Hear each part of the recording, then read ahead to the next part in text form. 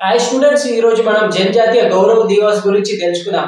అసలు ఈ జనజాతీయ గౌరవ దివస్ ఎందుకు జరుపుకుంటారంటే భారతదేశ వ్యాప్తంగా జాతీయోద్యమంలో చాలా క్రియాశీలకమైన పాత్ర పోషించి భారతదేశానికి చాలా పేరెన్నిక కానీ చాలా ముఖ్యమైన పేరు తీసుకొచ్చిన జాతీయోద్యమ నాయకుల గురించి తెలుసుకోవడం కోసం 2021 నుంచి మనం ఈ సంవత్సరం కాలం పాటు ఈ జయంతులను జరుపుకోవడం జరుగుతుంది. అందులో భాగంగానే నవంబర్ 15 నాడు భగవాన్ బిర్సా ముండా జయంతిని జనజాతీయ గౌరవ దివస్ గా మనము జరుపుకోవడం జరుగుతుంది.